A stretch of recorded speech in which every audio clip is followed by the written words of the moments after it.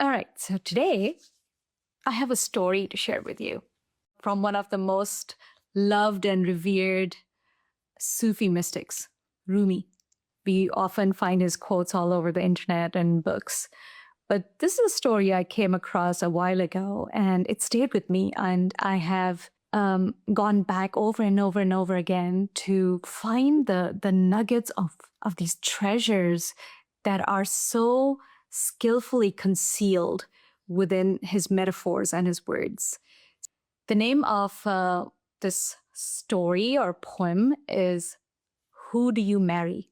And I think it's a really good way of understanding or gauging what are the qualities that you want to look for in someone when you want to engage in a long-term relationship with them, whether that be on a personal level or a professional level. So here it goes.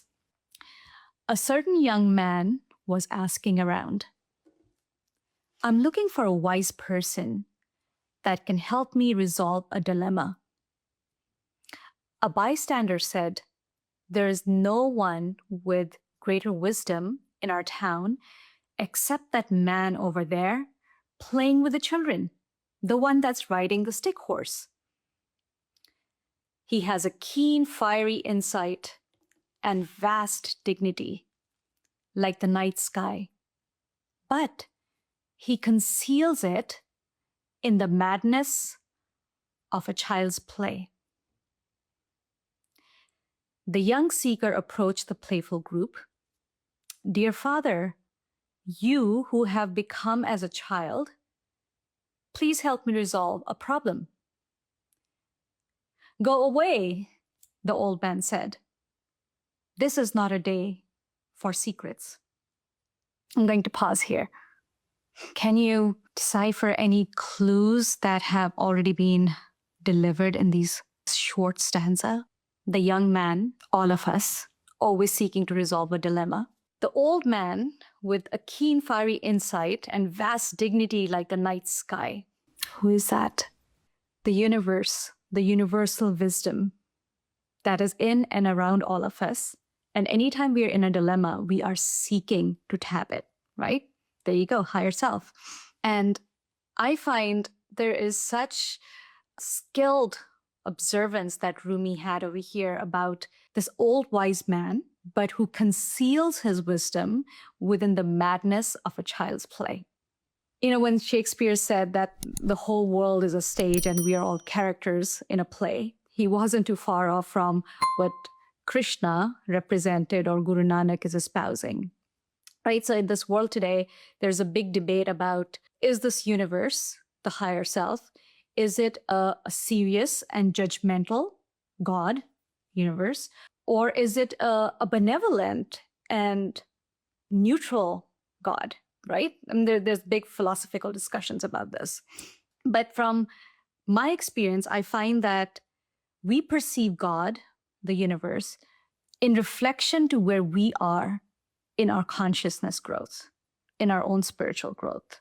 When somebody's consciousness is still in seed form, right? It's just still concealed within the seed of the protective ego. In that state of our consciousness, we can't see anything beyond our immediate needs and wants and desires and preferences. We don't see a universe. We don't see an intelligence greater than ourselves. That's when our consciousness is really just hasn't even sprouted. It hasn't even begun the seedling process. And at some point in our existence, maybe through lifetimes, this seed begins to sprout and we begin to seek something that is greater than ourselves. That's when we begin to even play and experiment with the idea of God or universe or greater intelligence. And sometimes we go back and forth, sometimes say, yes, it is there. We say it is there. We don't really believe it. We still keep going back to the ego when it's time to get any kind of advice. Anytime we're dealing with a dilemma, we go to the ego. We don't go to the source. But hopefully, as we mature, we get serious about figuring this out. So those early stages of our spiritual growth are meant to be, and they need to be, serious, because we are meant to engage in all kinds of disciplines and regulations for our body, mind, emotions that have been so unregulated under the guidance of the ego. We create these ideas of morality, right? Structures of morality, structures of self-discipline, and so forth. So when we are in that state of consciousness, and can go on for years or even lifetimes, we can stay in that state of consciousness. In that state of consciousness, the universe feels very stern. It feels judgmental. It feels like it's watching me constantly. It's judging me for every right and wrong action. And it can't love me because I'm so full of flaws. But when this seed of our consciousness begins to blossom, it becomes to fully mature. The more mature it becomes, the less we tend to be serious about everything. There's a sort of playfulness that comes into play, if I may say so.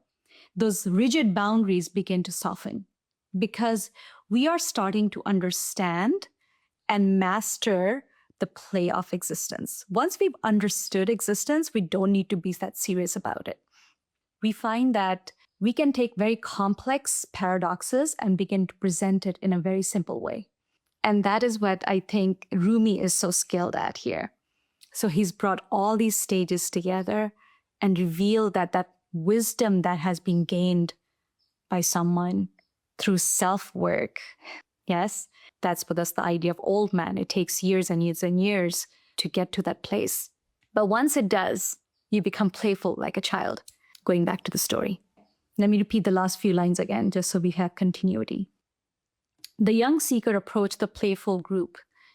Dear Father, you who have become as a child, help me resolve my problem. Go away, the old man said. This is not a day for secrets. So anytime we begin to seek the higher guidance, have you noticed that it never just comes to you immediately upon demand? Initially, it'll test you. It'll see how persistent are you in wanting to truly know, because it understands that this is subtle. So it says, go away. This is not a day for secrets. Go engage your senses in something else. Go see what is luring you in the outside world. But please, ride your horse this way. Just for a minute, the young man implored. The wise man play-galloped over. Speak quickly. I can't hold this one still for too long. Whoops. Don't let him kick you. This is a wild one. He is, again, so skillfully representing life. He is riding life. That is his play horse. And he says, speak quickly. I can't hold this one still for too long because it's constantly changing. I need to get married, the young man said. How do I know who is suitable to be my wife? The old man paused and then said, there are 3 kinds of women in the world. 2 bring grief, and 1 is a treasure to the soul. The first, when you marry her, is all yours. The second is half yours. And the third is not yours at all. Please understand when he says, whom do I marry? This represents both male and females, not just the women. He's really talking about the kind of people, the kind of consciousness that you want to be with. So who would you pick if you had a choice? If you are looking for someone in your life, like I said, could be a business partner, it could be a life partner, it could be a friend. Who would you connect with? Someone who is all yours, half yours, or not yours at all? What do you pick? Who do you pick? There's no right or wrong answers. That's why I like stories like these, because we have to untangle them. We have to really dive deeper instead of just the surface layers of our mind. All right, back to the story. Now get out of here, he said, before this horse kicks you in the head. Whoa, easy now. The old sheikh rode off among the children. The young man shouted behind him, Tell me more about these kinds of women. The old sheikh on his cane horse came galloping closer. Now listen to this. The virgin of your first love is all yours. She will make you feel happy and free. The childless widow is the second. She is half yours. The third, who craves nothing from you, is a married woman with a child. By her first husband, she had a child, and all her love goes into that child. Now watch out, back away. He gave a loud whoop and rode back, calling the children all around him. And that's the end of the story. I think I should repeat some of those words and help you understand what he's saying. He said, the virgin of your first love is all yours. She will make you feel happy and free. Do you remember our early years, our first earliest relationships, where that longing to belong to someone was so intense? And we thought that only when we can fully merge in someone, where that other was completely ours, would I feel free? Would I feel happy? We all engaged in that, didn't we? What happened? What did we find out? Another metaphor that's hiding in these lines is the virgin of your first love is also the virgin consciousness that hasn't even fallen in love with the source. It hasn't even consummated its love to itself. Therefore, it's a virgin. And anyone who's in that state of consciousness, if you engage a relationship with them, you will find that they want to give all of themselves to you, because this longing to merge, this longing to belong so deeply and completely is inside of all of us. So until we haven't even experienced that emergence with our source love, that person will want to merge completely with you. They will expect what they would expect from the source. So there's a level of possessiveness and a neediness and codependency that tends to develop in these kinds of loves. But they will be all yours. And when somebody becomes all yours, initially it makes us feel happy, but after a while it starts to get a little bit burdensome, doesn't it? That deep craving to merge so completely with someone in a sense of belonging. And over the years, you found out it brought me grief. It wasn't the treasure that I was looking for. The childless widow is the second, he said. She will be half yours. So notice these words, childless and widow. So widow is someone who had a husband, who had a partner, but that relationship ended, it died. And for most of us who are on a spiritual path, we get married and get widowed, like literally the oscillation of that process is within 24 hours. Every morning we try to engage in that relationship. We want to get married so bad. We want to belong to that source so much. But a widow is someone who's tasted it, but that relationship ended. And she's childless, which means he or she did not create something from their relationship with their partner, with that source. Nothing got created out of it. So there's a numbness that tends to happen in that state of consciousness.